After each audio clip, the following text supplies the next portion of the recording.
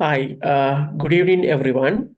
Welcome to the second session of Sri Lanka College of Internal Medicine Therapeutic Forum. Today, our speaker is Professor Neelika Malavige. I welcome you all. Let me ask our president, Dr. Suranga Manilkama, to speak behalf of the audience. Good evening, everyone. Thank you, Ranga. I warmly welcome everyone to the second Therapeutic Forum of the year 2024. And so this Therapeutic Forum has been introduced since last year, and we have had very fruitful discussions every month from last year. And today, Professor Neelika Malavige, one of my very good friend, is going to have a discussion on patients presenting with allergy. We all know that the incidence of allergy is increasing, and recent past we have come across with a lot of patients with allergy as well as anaphylaxis. And so we'll ask her, so what are the reasons for the increased incidence of allergy and anaphylaxis, whether she can give us answer. And I would like to thank Dr. Ranga Gunasekara, who's organizing this event wonderfully. I would thank Gets Pharma for giving us the technical support. And without much ado, I invite again Dr. Ranga to introduce our speaker properly. Okay, thank you very much.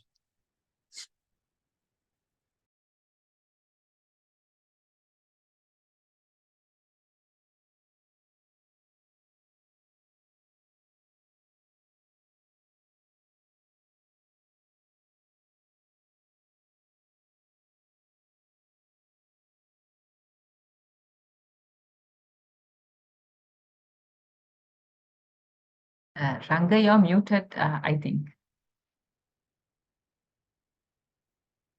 Sorry.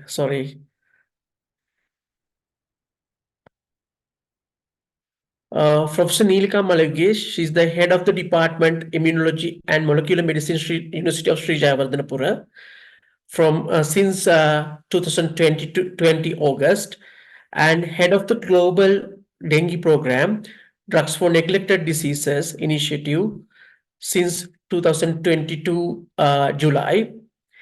Visiting academic, MRC Human Immunology Unit, University of Oxford, since 2008 July. Member of the Executive Committee, International Society of Infectious Diseases, February 2022, 2020 onward. And she has many fellowships and qualifications to the date, and she has played roles as a member of many committees as well as many committees in local and international platforms. She has 125 publications in total to the date with an H index of 36 and citations more than 5,000 and more than 56 publications on dengue immune response. To the date, she has been awarded with many awards and fellowships. And she has held many voluntary posts as well. List is too big for me to shorten during the time frame that we have. It's my pleasure and honor to invite Professor Neelika Malavige to deliver her lecture. Over to you, Professor Neelika Malavige. So much, Ranga, for inviting me, and Suranga, it's my absolute pleasure to be here today, and thank you for the invitation. I was the head of the department, but not anymore. And thank you so much for inviting me. So I'll just share my screen. I hope you can see my screen. You can see the full screen now? Yes, we can see. Yeah, we can see, yes. Okay, thank you. So I just want to make this a very interactive session, because I think by the end of the day, everybody is very tired I think at least I am, and then people tend to fall asleep. So I think because it's an approach to patient with allergies, and what Ranga and Suranga both said is basically when patients come with allergies or features suggestive of allergies, how do you proceed, and what exactly can you do? So I will start with, so we can have this interactive session and people can answer, or they can send the answer in the chat. They don't want to speak up. I think I have access to the chat so that we can see that. So the first patient is a 35-year-old. All these patients are not false patients, but actual patients. So 35-year-old male with no previous history of allergies except allergic rhinitis in some seasons, presents with generalized urticaria after attending a friend's party. I mean, in the sense, eating at a friend's party. He had consumed rice and curry with vegetables, fish, and red meat, which he doesn't actually know whether it's pork or beef. He's not sure. So, what is the diagnosis? What is the life cause, and how do you find out? And what is the long-term management? I think if we know this, we can apply to everything. So, anybody who would want to give a go at what the diagnosis is, I think.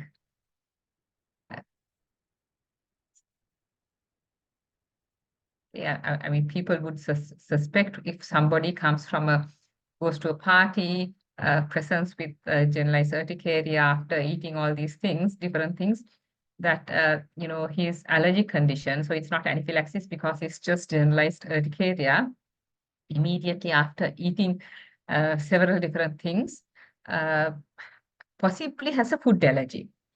Now, based on the history I have given, what do you think the most likely cause is?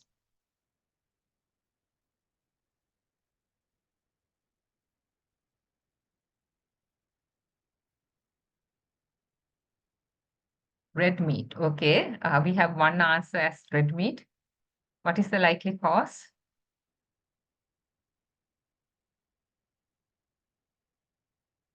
Okay, so we'll go with red meat, and of course the long term management. So I'll take you to the next slide. Okay. So now the first question is, of course, is it a food allergy? That's the main question. I mean, you can sort of assume that it's a food allergy, but there are several things for us to understand, assuming that it's a food allergy, or just to understand whether it's a food allergy. And the history is the most important thing. So timing of the symptoms in relation to consuming the food. So just to tell you, that is really important, the importance of this.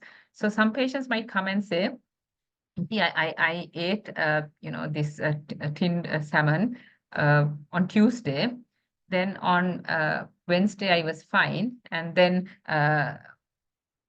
Thursday, I developed this generalized urticaria. And then towards the evening, I felt, difficulty in breathing, all that.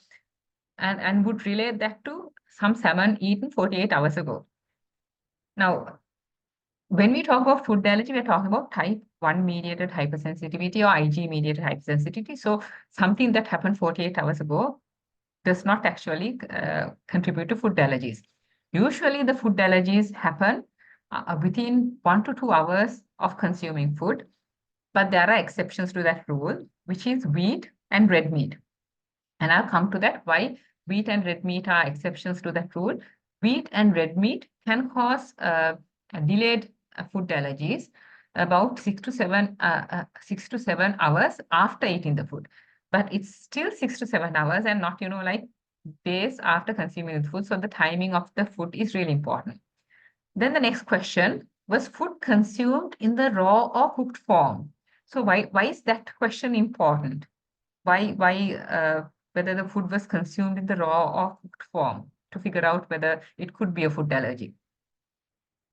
Anybody?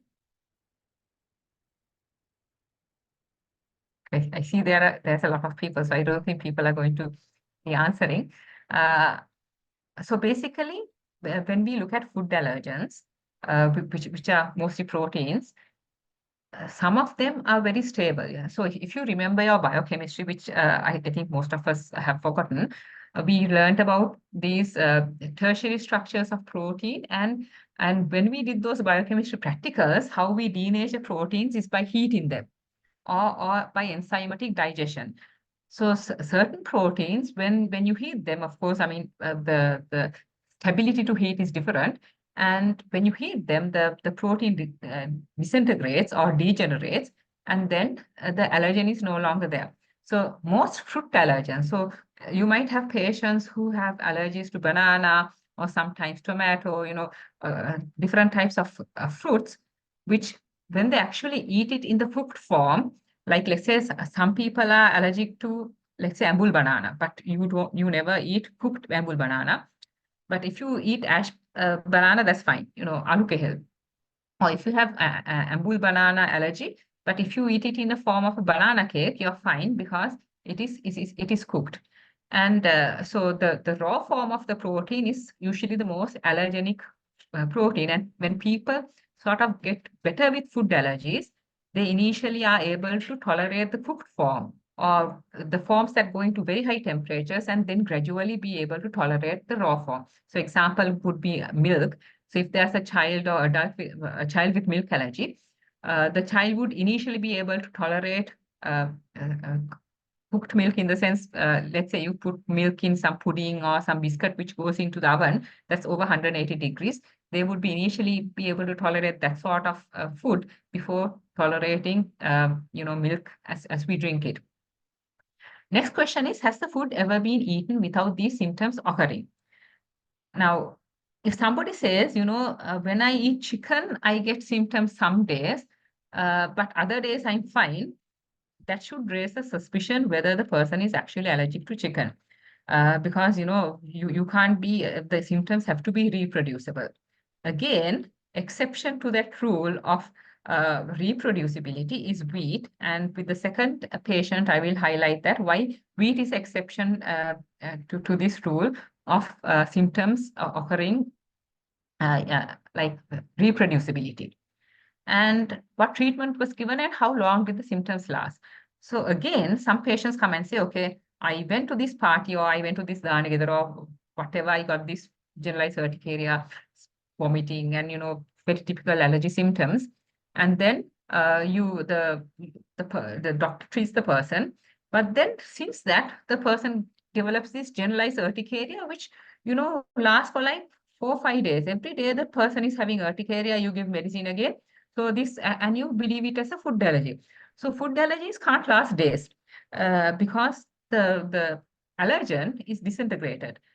Even if it binds to the IgE and degranulates mast cells, you don't continuously, unless you keep on eating the same food every day, these allergy symptoms can't last for several days. And usually such symptoms are due to other reasons like post-infectious urticaria. How severe was the reaction? The main reason that is important is, of course, to find out the long-term management, to find out the likelihood that the person might develop another reaction and how to prevent that. Then about the other factors, such as NSAIDs, alcohol, and exercise. So for that, I'll give you a good example about a patient of mine, which I like to tell medical students. So there was this drug representative working in of course, a pharmaceutical company, and he had a mild allergy to red meat. So if he has red meat, he gets this itching and sometimes urticaria, and he just takes antihistamine and he's fine. So in one of these company annual trips, they went to a hotel in Nigambu, and there was, of course, red meat for bites. He had bites. He had alcohol, and then he got into the pool to swim. And that was the last thing he remembers because he then wakes up in ICU. Uh, so, so he basically got anaphylaxis. And why did all this suddenly happen? Because there are things called cofactors. So I'll describe cofactors. I will show a graph and show you so that you understand it better. But sometimes foods that cause mild allergies or don't cause any allergies, when you add these cofactors, it can actually trigger a very severe reaction. And the last question is, have symptoms occurred other than following exposure to food? So again, when we come to other causes of urticaria, some which are not due to food, because the first thing that people, when they get urticaria, even people think and everybody think that this has to be a food allergy. But there are so many other causes that result in that sort of reaction, which might not be to a food allergy. So so with these questions, you can sort of understand whether the likelihood of a food allergy, the most likely food allergen, and the risk of subsequent reactions, and also what type of test you should do. So we come to that. Now, is it a food allergy? Again, what type of other things can cause food allergies? I mean, there's a huge list of things here. I have not highlighted things that are not very relevant to Sri Lanka, like, fermented meat, fish, and these other aged cheese, which we don't commonly eat. But we do have a lot of histamine-releasing foods like pineapple and papaya. So, and when you eat papaya or pineapple, and when you get not really a generalized, which it can be generalized, it's not actually an immune reaction, but because these are very high in histamine, especially when you store them for a while. The other thing is certain foods are very high on serotonin. So these are chemical reactions rather than immune-mediated reactions. So which means that let's say you have a particular banana variety or tomato variety which is high in serotonin, or that particular food is the way it was stored, it was high in serotonin or histamine, you get a histamine reaction. But the next time you might eat banana, papaya, or pineapple, you don't get the reaction because that variety might not have such high levels of histamine or serotonin. So, so that is not a food allergy, but a chemical reaction. The other one would be histamine intoxication, like strongyloid poisoning, and so on. Again, based on how the type of fish, how old the fish is, and all that. And the other one I have highlighted on your right is post-infectious acute urticaria. Viral infections is an important cause of acute urticaria. So a typical history would be the person got a flu, or just a upper respiratory tract infection with a little bit of fever, all these things. Basically, upper respiratory tract infections, then ending with, a cough-like thing. The doctor usually give antibiotics, not because of the upper respiratory tract infection, but the person now also has a cough. And 2 days into the antibiotics, the person gets a generalized urticaria. And then you diagnose drug allergy or food allergy. But what actually happens is the cough usually follows upper respiratory tract infection, especially in asthmatics or COVID or whatever, and you give antibiotic, and this is the patient actually getting better. And it's post-infectious acute urticaria comes in, and the patient actually does not have a drug allergy or a food allergy. But of course, because it happens with the timing, you misdiagnose that patient as having a drug allergy or a food allergy. And so infectious or post-infectious acute urticaria is something that people may think that is due to a food allergy. Now, coming to the test, I think this is one of the most important things. How do you actually, what test should you do? So there are several types of tests that you could do. I'm not talking about the blood test. I'm just talking about, first of all, the skin test.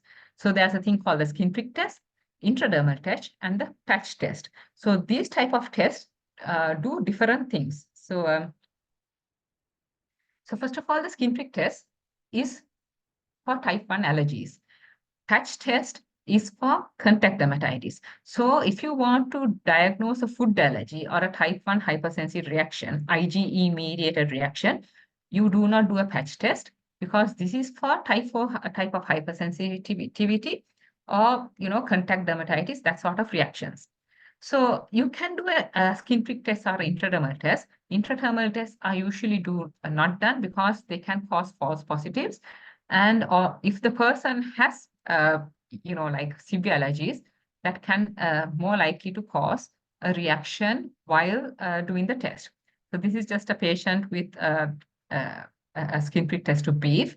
So for each test, you include a positive control, which is histamine, a negative control, which is normal saline, and the allergen you want to test. So you can use either commercial extracts, which would be many proteins and so on, or you can do a prick-to-prick test, especially for allergens that are very labile, like can be destroyed by processing. So many fruit allergens and allergens which are local allergens, because all these allergen extracts, you can't test local allergens.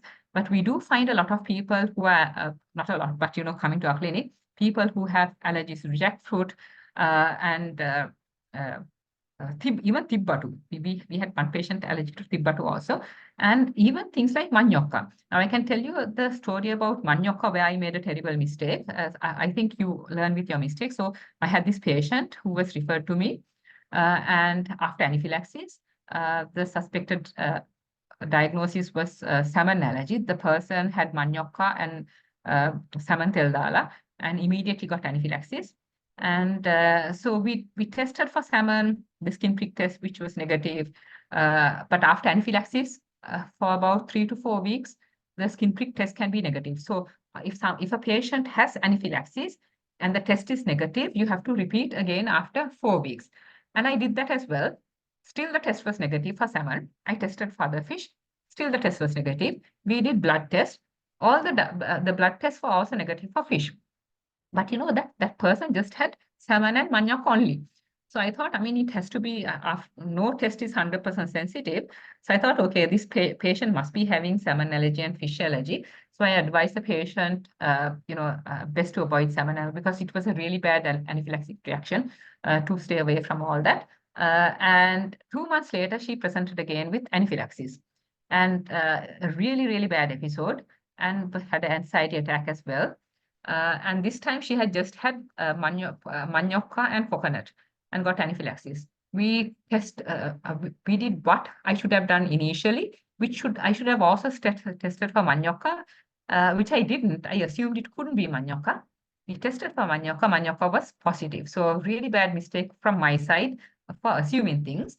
But after that, because we have a very open mind to possible allergens, yeah, we are very surprised in what we find. And since then, we've had 2 or 3 patients, not a lot, with manioca, also sent by Dr. Rajiva. Now, coming to blood tests, what blood tests should you do? So there are so many different blood tests. One is, some people have this habit of doing total IgE. I'll come to total IgE, whether it's useful or not. But basically, with total IgE, what sort of information can you get? That's an important question. But if you want to identify the cause, obviously you need to do a specific IgE test. So to understand what allergy test you want to do, the history is the most important thing. Now, if we go back to the patient I highlighted, who had different types of vegetables, fish, and red meat, it's really difficult to jump into conclusions that it might just be red meat or fish or something like that because of all the mistakes that have happened, in the sense personal experience mistakes, by assuming things and the patient not actually being allergic to what we assume to be. So in that case, we actually try to test for most of the food items that the patient actually took. But if it was after a wedding or a buffet, then you get into real trouble, and then you have to go by the most common allergens. There's also a thing called the basophil activation test, which is very complex to perform, but we have started doing it in our department. Now, this is just highlighting the sort of the workflow of how to proceed with IgE-mediated food allergy. So if you have suspect IgE-mediated food allergy, then you can do a skin prick test or specific IgE to the particular using the commercial extracts or the prick-to-prick test. And if there is a clear history of the reaction and a positive skin prick test or a blood test, then you can have the diagnosis of IgE-mediated food allergy to that test. I mean, that's very clear. So, but if you have not so very clear history and contradictory skin prick test and IgE results, which is not compatible with the history, you can do specific IgE to allergen components. So I won't go into that sort of things because it's a little bit complex. So because if you take, let's say something like egg. I mean, egg is composed of several different types of proteins. If you take cow's milk, it has casein, whey protein, beta-lactoglobulin, bovine serum albumin. So, and then sometimes if the initial skin prick test is negative, but if the history is very strongly suspective, then you can test for these different components. There are ways to do that. And if that is detectable, you can again detect a IG reaction, IG-mediated food allergy. But there is no history or evidence of IG, then you can exclude a food allergy. And when you're doing a skin prick test, because it depends on the histamine being released by mast cells. So the mast cells degranulates and histamine release. So any drugs that inhibit this. So for instance, you have here like all these different types of drugs. So certain types of drugs actually, like most of the second generation drugs we use, desloratadine, loratadine, levocetirizine, cetirizine, might suppress this degranulation process for 3 to 10 days. So even if you stop the antihistamines 4 days or 5 days before the test, you can get a false negative reaction because of the antihistamines. And also high long-term steroids, even local topical steroids, especially in patients with atopic dermatitis, can suppress this reaction. So you need to stop the antihistamines, steroids, and if it's H2 antihistamine like ranitidine, stop 24 hours before. But certain types of antidepressants also have a H1 receptor blocking activity. So you have to stop it for like a week before. Now, while it is important to know when to do a skin prick test, it is equally important to know when a skin prick test is not done, should not be done, because these instances are not due to allergic reaction. So if it is like a suspected food intolerance, like irritable bowel syndrome, I mean, that is not a food allergy. So doing just skin prick test haphazardly or even or blood test haphazardly doesn't help. Then chronic urticaria in the absence of allergic features in the history. So I'll come to that. Chronic urticaria is usually not due to food allergies. Then, sometimes you have these strange patients coming with various type of symptoms, fatigue, non-specific cutaneous rashes, migraine, respiratory symptoms after smoke, perfumes, which are not recommended for skin prick testing or allergies. Now, coming to this important question of total IG, is it useful? So I have just highlighted some guidelines rather than saying I don't think it's useful, because what I think is not important, but what is important is what do all the guidelines say? And there are guidelines issued by the World Allergy Congress, I mean, the UK hospitals, Australia, I mean, everything says the same. So in patients with allergies, in other words, atopic individuals, they generally do have higher IG levels than, let's say, non-atopic individuals. But just because you have high IGs, how can that help you to diagnose allergies? Because low or normal values does not exclude the presence of IG-mediated disease. So if you have a normal IG, that does not exclude an allergy. And diseases with total IGs, I mean, for parasitic infections, you can have high IGs, primary immune deficiencies. The one instance that total IgE is very useful is allergic bronchopulmonary aspergillosis, because in APBA, the levels associate with severe disease.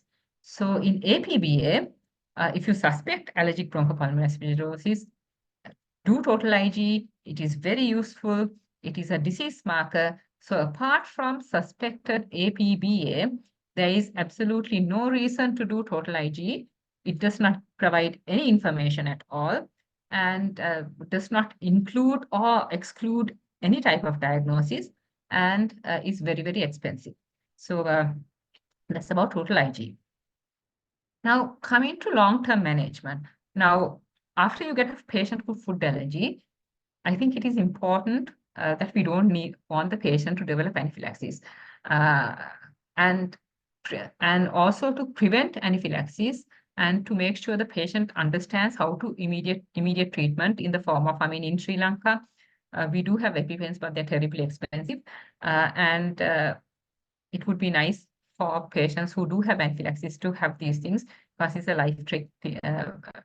life-saving treatment. But also, the other question is, let's say you have an adult patient, and out of the blue, somebody develops anaphylaxis, which can happen. Adults suddenly get anaphylaxis to food they have been eating all the time. The patient would want to know, can they develop allergies to something else, some other food? So these are some of the questions that would be good to answer. And if I ask the questions, are all the food allergies the same? Is it same if somebody is allergic to tomato or sesame, or banana or prawns? I mean, are all food allergies the same? What do you think? Would you give the same advice? Would you be more worried if you get a patient with tomato allergy, or if you get a patient with allergy to sesame? In your opinion, which is the most dangerous allergen, tomato or sesame? Anybody? Or the next patient. Okay, so we have an answer. Let's see. Sesame. Okay, we've got a right answer there. Sesame is more dangerous. What about banana and prawns? Which patient don't you like? Or not don't you like, but which patient would you be worried about? Patient with if somebody has raised their hand. Okay, we have got sesame. Yes, banana or prawns. Okay, banana. Yes. So let me answer that question. Yeah, now the thing is start. Okay, so now we discussed that food proteins, like all proteins, can be degraded based on heat or enzymatic hydrolysis. When it comes to food allergens of animal origin, they are quite stable. So, so these are the main food allergens coming from animals: cow's milk, hens, egg, fish, meat, all that. They are very, very stable. So that is not good news. And most of them are fully resistant or partially resistant. Okay. So if you look at the risk of anaphylactic or risk of anaphylaxis, the more stable the protein is, the greater your risk. Okay, so basically, if a patient is allergic to animal protein, these are more stable proteins, so the risk is higher. Now, when it comes to plant proteins, there are so many different families. So the plant proteins that fall into these profilings or PRTN proteins, which are basically fruits and things like that, those proteins are not heat sensitive and would be disintegrated by heat. But many other proteins, like proteins in nuts, or proteins in lipids transfer proteins, like in Sri Lanka, lipid transfer proteins would be like sesame, lentils, chickpea, and so on, are dangerous allergens. So this is important for risk stratification. Then, of course, what is the likelihood of a subsequent allergic reaction to something else? So if somebody is allergic to peanut, which is not common in Sri Lanka, but let's say if somebody is allergic to peanut, I mean, lentils is a far commoner allergen in Sri Lanka. The likelihood of being allergic to another legume is like 5%. So the risk is not high. So if you have a patient who is allergic to parippu, you don't have to advise against eating any other lentils. But let's say if somebody is allergic to shellfish, prawns, the likelihood of reacting to another crustacean is very high. So 75%, that's pretty high. You would want that person to avoid crab, lobster, in other words, all other crustaceans, because of this high chance of reaction, and also because these are very stable allergens and very severe allergens. So you would want to avoid. Fish, 50% reaction. Fish is a stable food allergen. I would tend to ask the person to avoid. Now, cow's milk and beef is interesting. So about 10% of people who have cow's milk allergy are also allergic to beef. This is because cow's milk has bovine serum albumin. In Sri Lanka, this is important because quite large number of people don't eat beef. And because of that, they don't know that they're allergic to beef, because if you don't eat something, you don't know if you're allergic to it. So they might have cow's milk allergy, don't know that they have beef allergy. And in many of the vaccines, bovine serum albumin is used as a stabilizer, and they develop anaphylaxis to vaccines, which we published some time ago. So based on this, you can see like how things cross-react with each other. And I believe this is why we painfully studied biology, plant classifications while we were doing A-levels, so that we know which plant families and which animal families fall the animal and plant classification, so we can figure out things. So families which are close together are likely to give a similar reaction because of the cross-reactive nature of allergens. Now, panel testing. Coming to that, many of the private hospitals offer these very wide-ranging panel tests for food. Again, I mean, why do you want to do a panel test? You ask a history, find out the most likely things that the person ate, if it's a food allergy or whatever, then test for those particular things, because allergy panels provide very limited information in patients with food allergy and may provide false positives. So a lot of results coming from some of these food allergy panels give a positive reaction to potatoes. And these are people who are happily eating potatoes and never got a reaction to potatoes. So you do a panel, you get a positive test for a potato, and you think, okay, the person has a potato allergy, when it has nothing to do with, the person's reaction at all. And the other thing is the allergen in question may not be in the panel. So if you go through the panel, you might suspect that the person has red meat allergy or beef allergy, and you do ask for a food allergy panel. The food allergy panel comes negative, but of course there was no beef included in that food allergy panel in the first place. So it was a very useless exercise and a very expensive exercise. So the most important thing in diagnosing the cause of a food allergy is the history. Now, just about long-term management and about talking about how other cofactors help. So this is actually a very sad true story of a 20-year-old female who presented with 2 to 3 episodes of anaphylaxis each year since the age of 30. So obviously, each episode of anaphylaxis was managed very well, because she develops 2 to 3 episodes of anaphylaxis every year, sometimes even more. And so she comes with 7 years of anaphylaxis.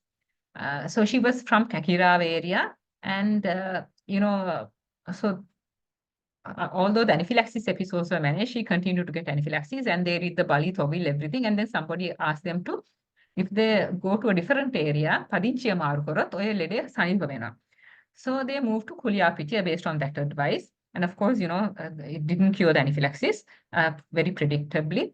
And the day before her exam, A-level exam also, she developed anaphylaxis, was in hospital, admitted to hospital, and couldn't sit for her exam. And by that time, she had just sort of given up on life because of this anaphylaxis issue. And then somebody had told them, they say it's a doctor, which I don't believe, has said that if she got married, that her anaphylaxis will stop. So then her mother married her off to the mother's best friend's son, and still she got anaphylaxis. It continued.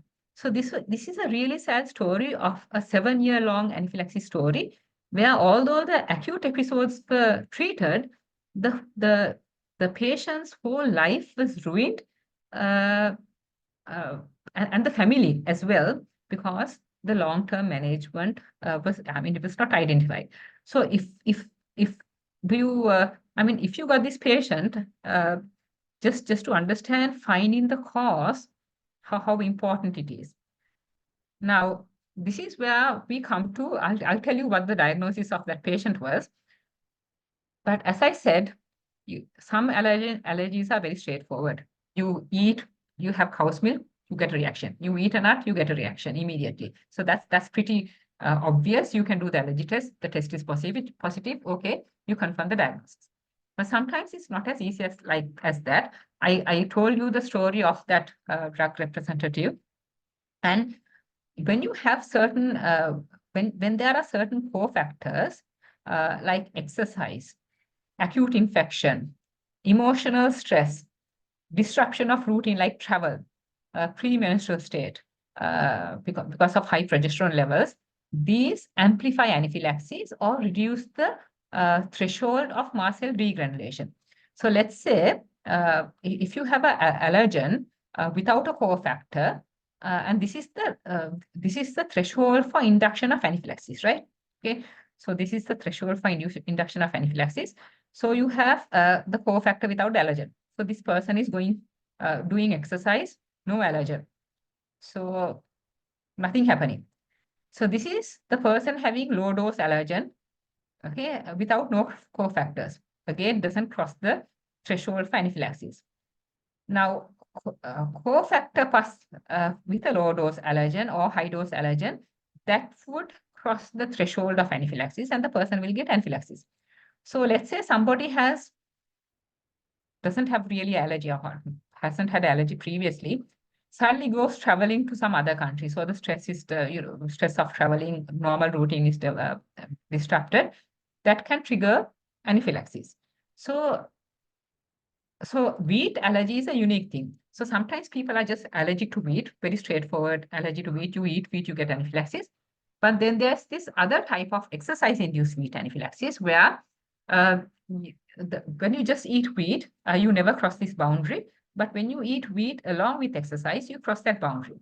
Now, that girl from Kakirawa, who I just gave the history, that person typically had this exercise-induced wheat anaphylaxis. If you took the history of when the person gets anaphylaxis, it is after exercise. I mean, it can be like playing badminton at school. It might be just, doing gardening, midula to gala, because that can be, if it's a big garden, that can be a form of exercise. And, roti kala kala midula to gala.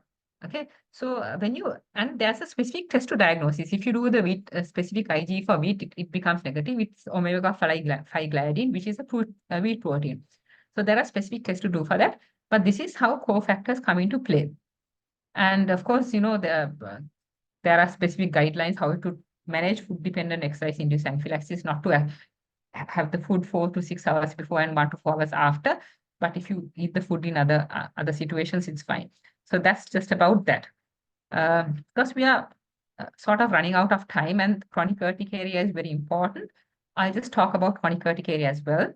So this again is another patient, a true patient, a 46-year-old female presents with urticaria that is present on most days of the week for a duration of 6 weeks.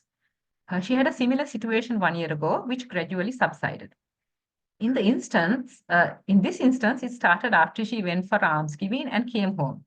After that, if she eats things with tomatoes, vinegar, fish, dry fish, certain vegetables, she develops urticaria. So what do you think the likely cause is? What questions would you ask? What tests would you do to identify the cause, and how would you basically manage the patient? So first of all, let's start with the first question. What is the likely cause?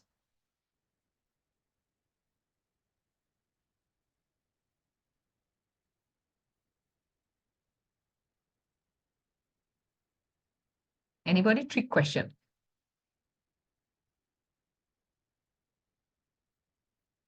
Yeah, I think it's difficult to just say the likely cause based on the history and just because the patient happens to have some urticaria. The questions you would ask are the important ones. Let me get stuck again. Okay. So the questions depend on what do you think it is. So first of all, important question is what brings it on? So if it just suddenly comes, which is chronic spontaneous urticaria, it suddenly comes and people always relate it to food. Because after all, we have to remember, most people do eat 3 meals per day. And everybody is basically just after food most of the time, except before consuming food early in the morning, when they are fasting. So chronic spontaneous urticaria would be like, urticaria just coming on with or without angioedema, without any cause. But then there is inducible urticaria, which can be due to demographism, cold urticaria and delayed pressure urticaria. So people will say that where there are pressure points, like where they wear the belt or the bra or whatever, they would get urticaria in those instances. Solar urticaria is people say they're allergic to sunlight, and it's not an IG-mediated allergy, but when they go out in the sun, they can get urticaria. Heat urticaria is pretty troublesome these days. Then there's vibratory angioedema, cholinergic urticaria, cholinergic contact urticaria, and aquagenic. Aquagenic urticaria is like some people say they are allergic to water. Not that when they wash their hands, but when they dip in a swimming pool, not really a swimming pool, but let's say they go on a trip and have a bathing in a some lake or something, they get urticaria. But there have been patients who also get urticaria, like really an anaphylaxis also, while bathing in very cold swimming pools and so on. So of course, I won't go what this wheel and angioedema is that everybody knows. Now, but I think what is important is to find out the cause. So the cause is when it's acute spontaneous urticaria, chronic spontaneous urticaria, the recommended diagnostic tests are none. Okay, so the reason is the most commonest cause of acute spontaneous urticaria is post-infection or actually during infection. So you really don't need any test. The person gets better from an infection. The person is fine. So as I said, it could be, all these flus, respiratory infections, after dengue, after COVID, you see this acute spontaneous urticaria. And even vaccination can cause acute spontaneous urticaria. Chronic spontaneous urticaria can be due to many things. So it can be due to infections.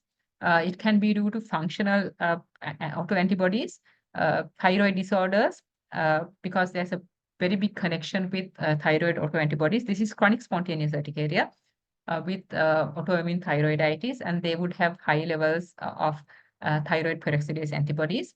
And but it is not due to a food allergy. So chronic spontaneous, as you can see, there is no test to do food allergy testing because chronic spontaneous urticaria is not due to food allergies. Now, the other urticarias, again, I mean, based on the cause, you can do the specific tests. I mean, we can't do these things in Sri Lanka, like for solar urticaria to test for UV and cold urticaria. So you basically rule out these things from the history. Now, this is, I think, the most important thing to find out the diagnostic workup, whether the person has Wheals and angioedema, and of course, whether the person is on AC inhibitor treatment, and if it is the person goes into remission after the stopping it, then of course it's AC inhibitor urticaria. If it's angioedema, it could be hereditary or acquired, and to do specific tests for those. But most patients have this wheals with angioedema, sometimes no angioedema. And if the average duration of a wheel lasts for if they don't last for more than 24 hours, and if they are not inducible, it's chronic spontaneous urticaria. If they are inducible, it's chronic inducible urticaria. But if the wheals do last for more than 24 hours, then it can be urticarial vasculitis, and you need to do a skin biopsy or hereditary autoinflammatory disease. So that is very, very different. So I'll just summarize that in here.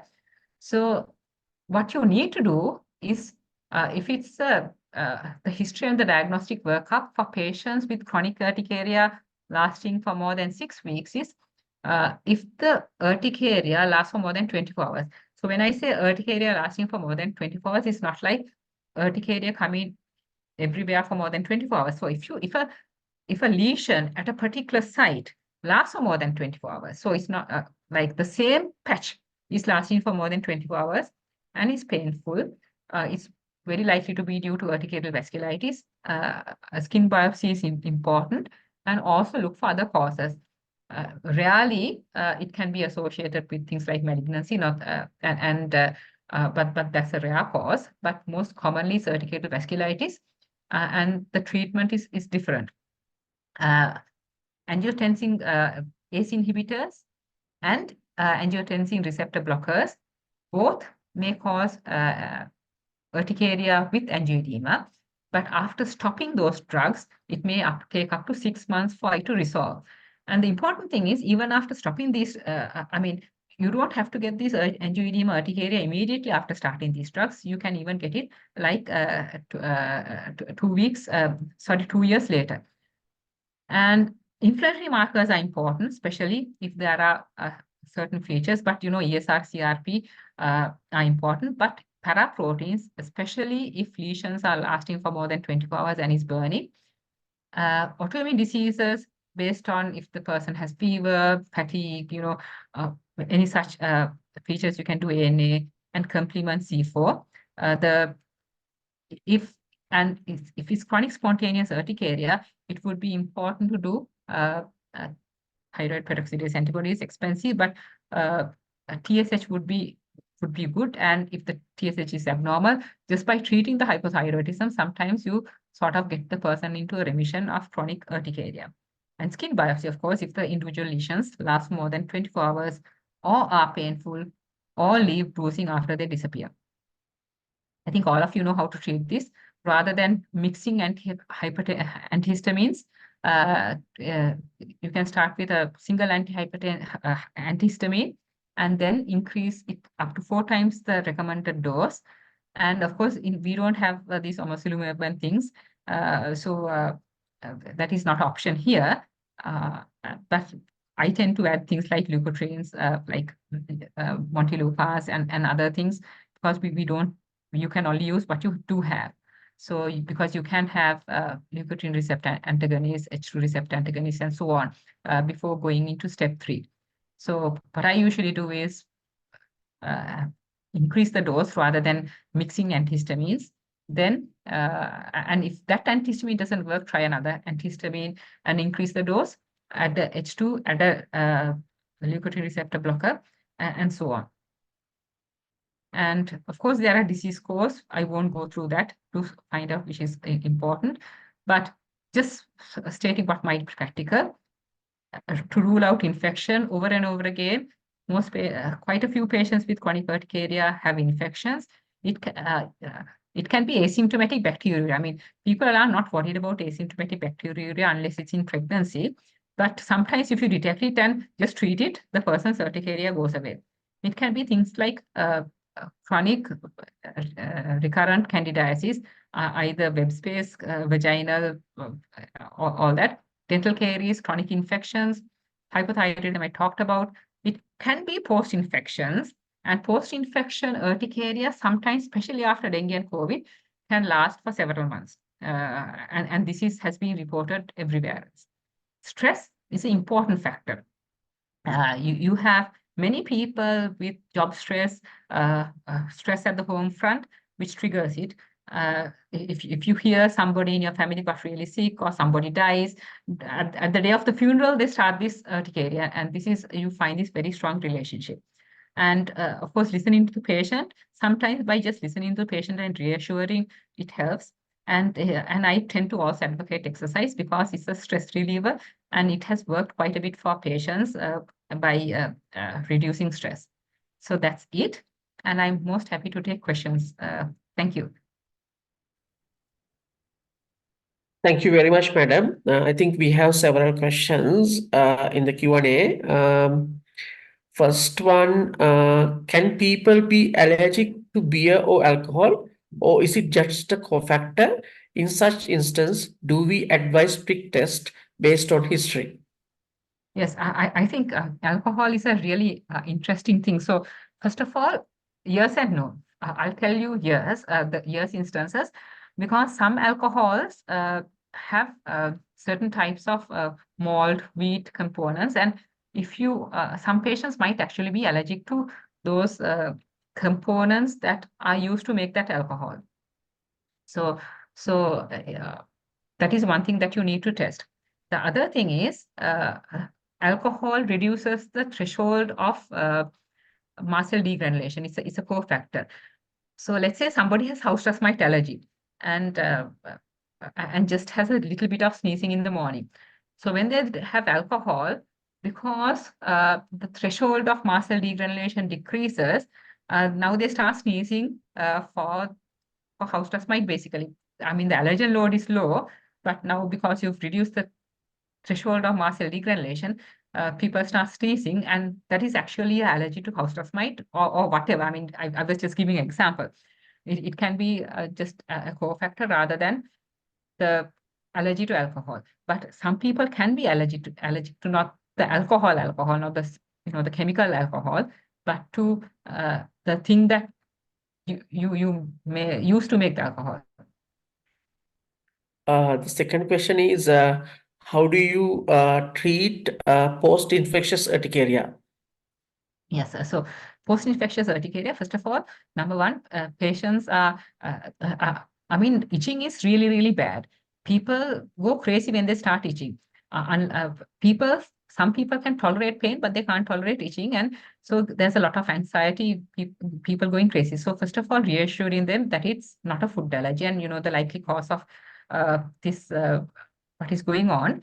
And the same treatment as shown in the algorithm. Start with the antihistamine. If the standard dose doesn't work, you can go up to 4 times the standard dose rather than combining antihistamines. So what they have found is rather than combining antihistamines, so rather than giving desloratadine, levocetirizine, then fexofenadine, cocktail of antihistamines, just going up on 4 times levocetirizine, 4 times desloratadine, gradually working up, and then combining with, you can try a leukotriene, then you can add on H2 antihistamine blocker, so on. But steroids, as you would have noticed, none of the guidelines mention steroids. But if the patient is really distressed, maybe you can, until the antihistamines start acting properly, maybe you can give steroids for like 2 or 3 days. But usually after about 3 days, the antihistamines and the leukotrienes and everything start acting properly. So then the patient will be comfortable. Madam, we have nearly 10 questions. Are you happy to take all those things? Yes, Okay. I'm happy. Thank you. Next one is connection between IBS and chronic urticaria. Yes. That's the question. So, Yeah. yes. So, again, I will describe two things. First of all, IBS. Now, when we say IBS, we are talking about irritable bowel syndrome or inflammatory bowel syndrome. Which one are we talking about here? That question does not specify. It just says IBS. I Okay. think, yeah, Okay. So irritable bowel syndrome. I think, yeah. okay, because if it's Yeah. inflammatory bowel syndrome, that Mhm. is autoimmune disease.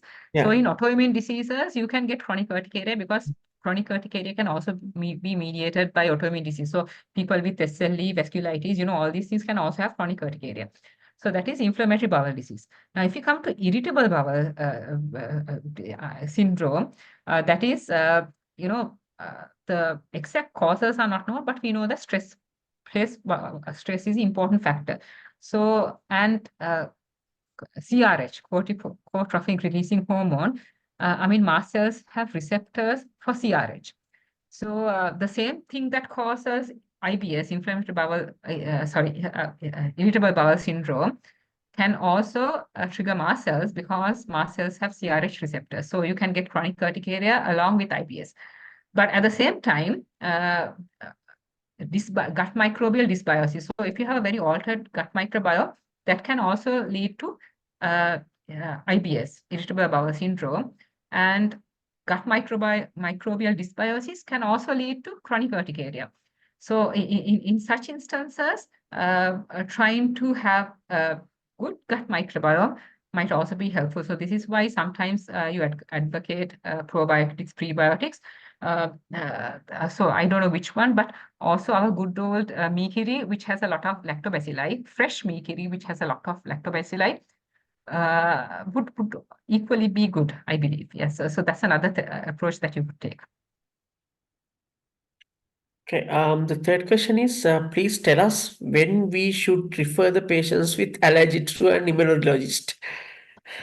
Yes. So I think, if you can't find the cause of anaphylaxis, I think you should refer because as I just mentioned that history, when you can't identify the cause, then the person doesn't know, okay, now when the person will get anaphylaxis again, because they don't know how to avoid it, which food would cause it, because anaphylaxis is really scary. It comes out of the blue.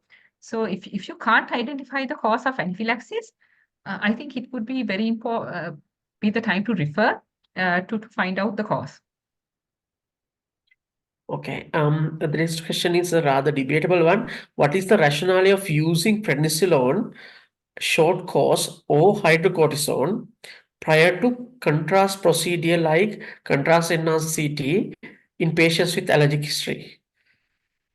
Yes, so actually, I mean, I will give the what is known. Okay, so Yeah.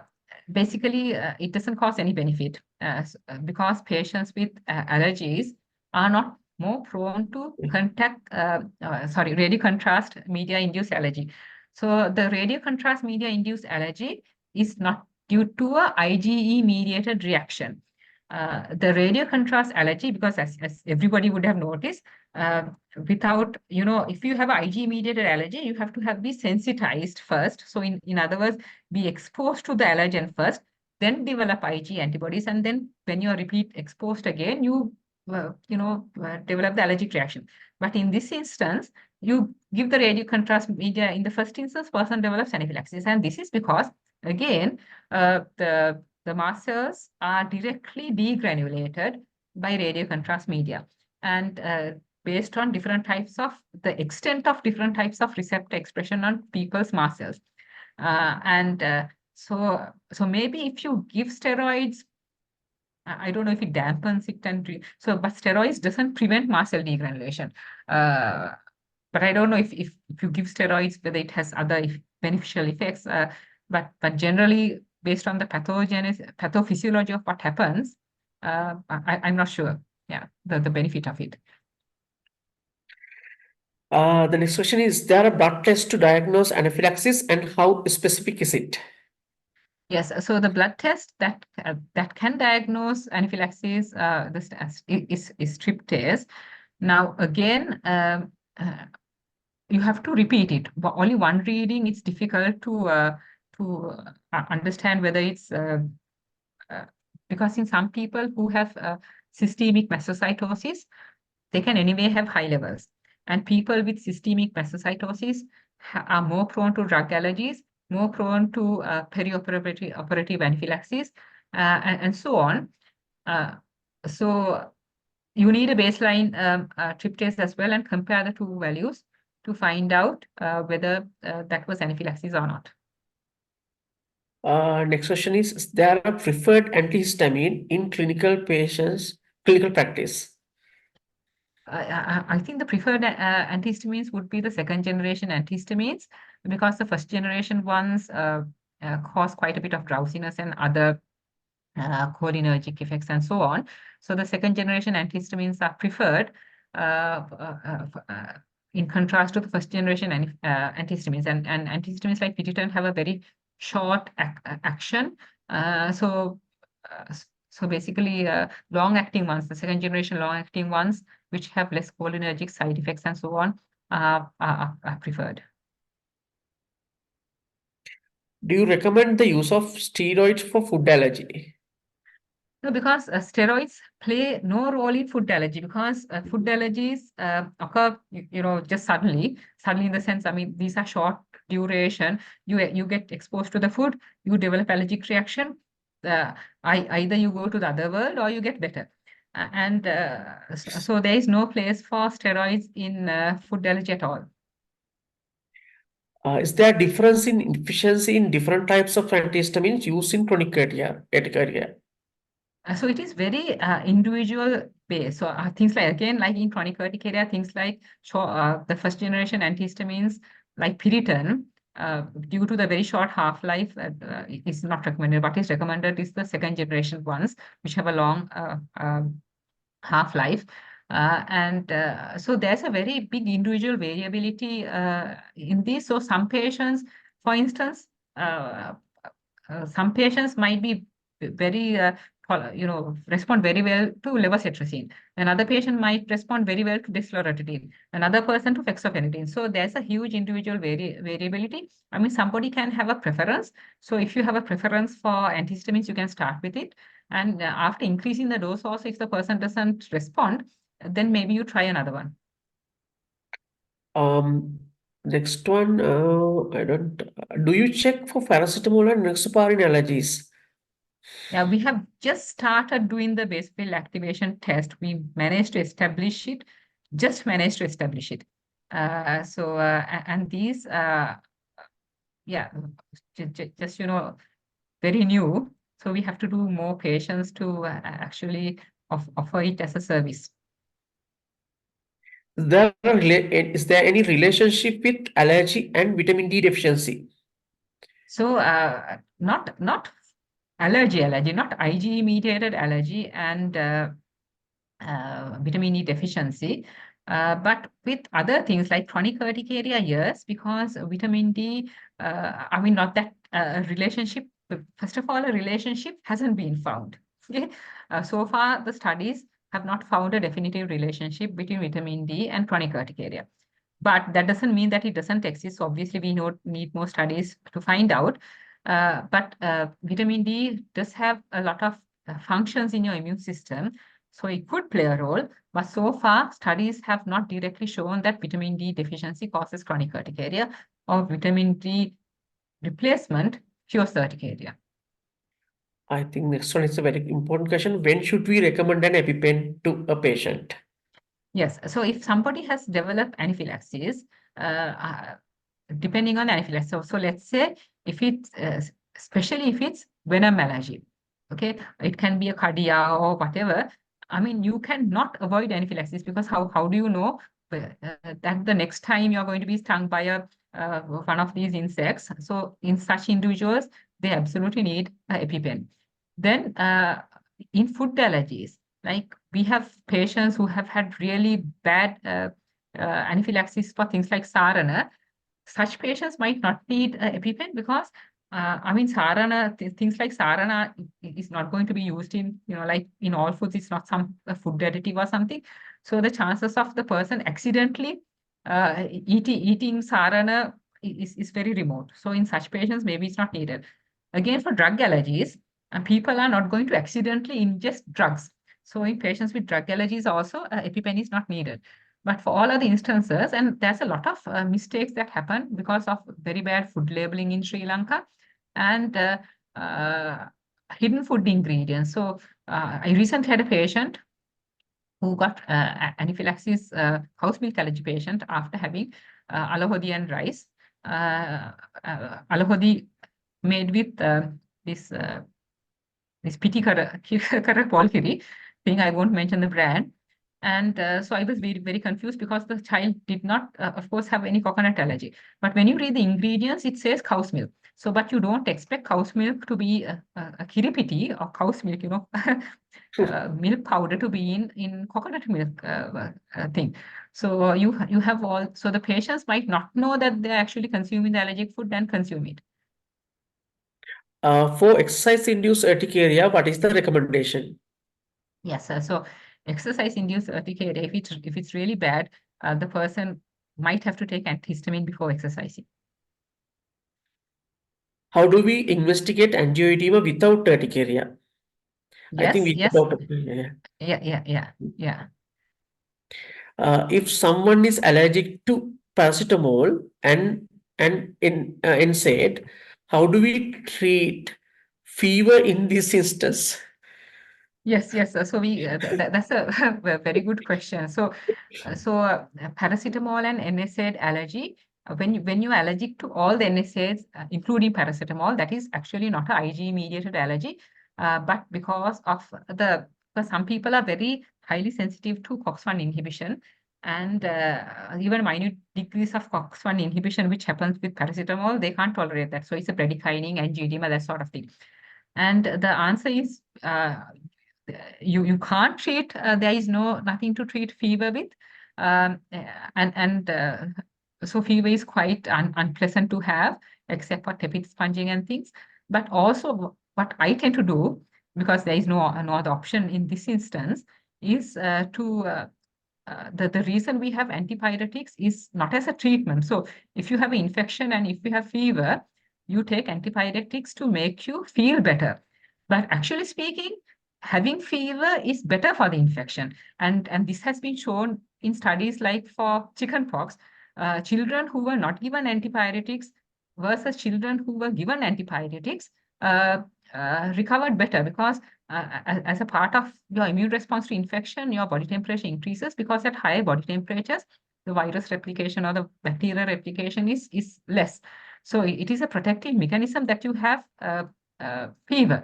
So by actually not giving antibiotics, it would be better for the patient. So this is how I try to reassure, but I only do that because I don't have any other answer. I don't know whether it's the right thing to do or a wrong thing to do. It just happens to, because I can't offer a solution. Can ingredients in food spices cause food allergy? Yes, yes. So I don't know how common. We only had one patient and who we diagnosed to have allergy to mustard, aber. But in other countries, aber or mustard allergy, which is again a legume, is one of a major allergen. We don't know about Sri Lanka. And so, but apart from that, the normal things, sudru, maduru, cinnamon, we haven't found diagnosed patients with spice allergy, but mustard is very much reported in other countries. How to treat a patient with subclinical hypothyroidism with chronic spontaneous urticaria? Yeah, so I think all of you know how to manage subclinical hypothyroidism. I don't, so I won't talk about managing that. But what I have noticed is when you actually treat that hypothyroidism, the Yeah. patient gradually goes into remission, and you can Remission. uh, slowly, gradually reduce the antihistamine doses and stop it. How much risk is there when doing patch test or panel test for patients with anaphylaxis? So patch test should not be done for patients with anaphylaxis, because Yeah. patch test is for patients with chronic, contact dermatitis and so on. Because so that because that's for type 4 hypersensitivity. But skin prick test, patients can actually have anaphylaxis in when you do skin prick test for patients who have food allergies or some occupational allergies like latex. So you should always do skin prick test where you have facilities to resuscitate if needed. I mean, we've not encountered any such instances, but it's always better to be safe. And this is the one of the questions that I have had in mind as well. Can the antihistamines chronically be given for chronic urticaria or lifelong? Yes. So, this is what I try to stop giving lifelong.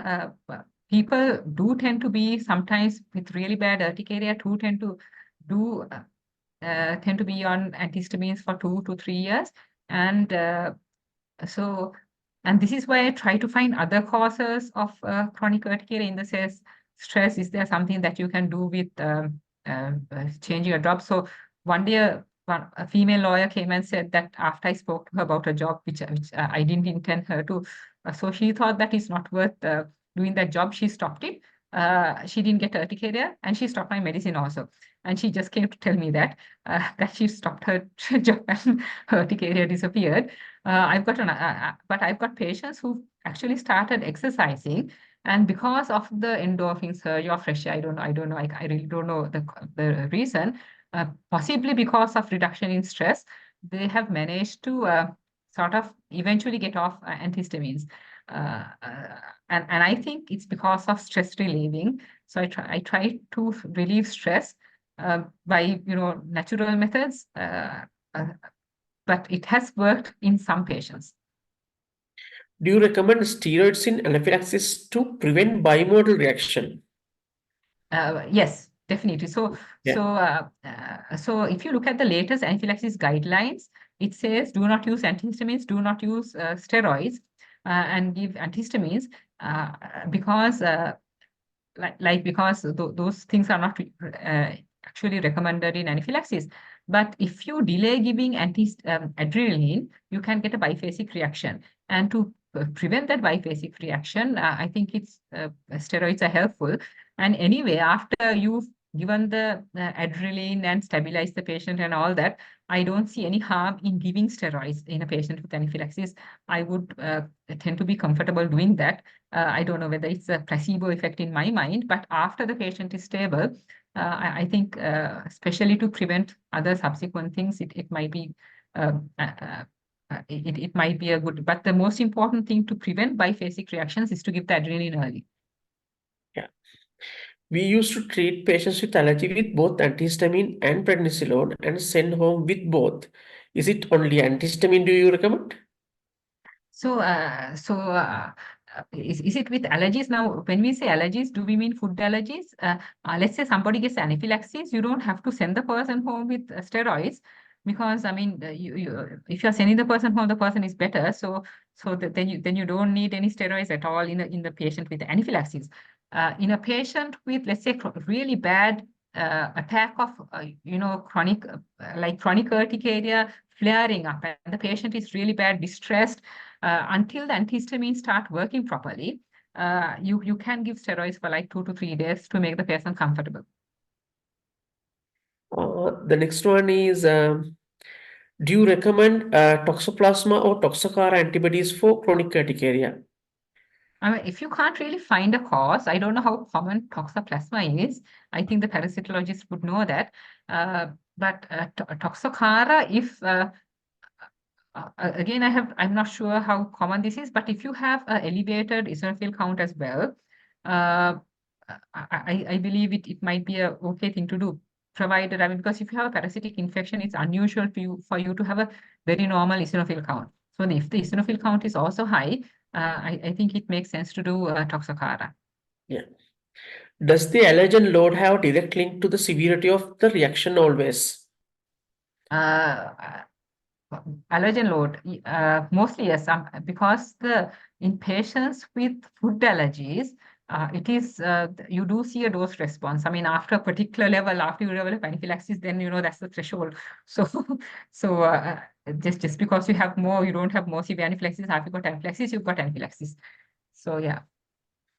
With the concept of threshold for anaphylaxis, there are a place for test dose before IV antibiotics, and what is the recommendation for a test dose? No, so the threshold differs from patient to patient, and the threshold depends. I mean, if you as document, I mean, as in the guidelines, acute infection reduces your threshold anyway. So when you are compromised with the infection, your threshold is lower. So yeah, but there is no test to test your threshold. When suspected, I think there's something related to that question. When suspected NSAID or antibiotic allergy, how do we advise to test that in a ward? We don't. Yeah. So if there's a person with a very clear history of anaphylaxis to let's say a drug, a clear history, intradermal tests are not recommended. So Yeah. so for instance, when we get patients with penicillin allergy, anaphylaxis, we do not do intradermal tests because that can trigger anaphylaxis. And if you look at the guidelines, it says do not do intradermal tests or do not do even skin prick test in a person after that. So this is why we are trying to do doing intradermal test in a person with a very strong, clear history of anaphylaxis to a drug is a dangerous thing to do unless you have all the resuscitation facilities around you. Okay. If a patient develops hypersensitivity to a class of antibiotic, and once we change the antibiotic, if that patient gets another episode of severe hypersensitivity reaction to the second antibiotic also, in this scenario, what is the approach? And do we have to label this patient as hypersensitivity to both classes of antibiotics? So no, let's say somebody is given a penicillin group and then a cephalosporin, you do have a 10% cross reactivity. So between penicillin and cephalosporin allergy, a 10% reaction likelihood. But if it's something like like a macrolide or quinolone or all these things, then those are very different groups. it is very unusual in that case. I would say it could be a continuation of the previous, whatever thing, because you can get biphasic reactions even 72 hours later. So it could be the allergic reaction to the previous one, especially because if you give it IV, but careful testing is needed later before labeling people. Since that you have brought that subject up, have you ever seen a patient with penicillin allergy and cefuroxime allergy Yes. because of the costly activity? Yeah, well, I mean, we recently got a school child, who actually got anaphylaxis to cephalosporin because we had the reagents. We also tested for penicillin and the basophil activation test. So the child had not been given penicillin, but the person strongly reacted to both, but not to other antibiotics. So I don't know whether clinically the person reacted or not. Okay, thank So you. in personal experience, it's difficult for me to say, because we only just started doing these things. So we don't have many patients confirmed with, this way or the other. Yeah. There are so many instances with allergy with impending anaphylaxis. Steroid were found to be beneficial. What's your explanation for it? Yeah. So it's like the steroids with impending anaphylaxis. Uh, Steroids can be given, but also many patients do gradually recover. Because if we actually look at patients, many patients sometimes, fortunately, do recover.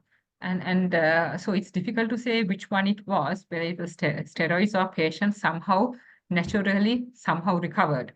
From one or two cases, I can't say these things based on, personal experiences. I think based on, I can only comment on the available evidence and data. Uh, but it is known that patients can recover by themselves as well without intervention. Ranga, Yes. Ranga, you bombard her with questions. Yes. Yes. Neelika, are you all right? There are a Are lot you of all right? Madam, shall I go ahead? Okay. So there's another question. If the threshold for anaphylaxis differs from patient to patient, what is the rationale for doing ST prior to penicillin? There is no rationale. It is not recommended elsewhere. We do it here. Okay. I think that sums up all the questions. I have gone through all the questions. There's another one. Do you recommend local application of steroids in urticaria? If there is not really, it is not recommended. But if patients, sometimes patients are just so distressed, like they're so anxious, they are so distressed. So if patients want to do that, I do say go ahead and do it. Yeah, but some people just want to put a cream in a gun.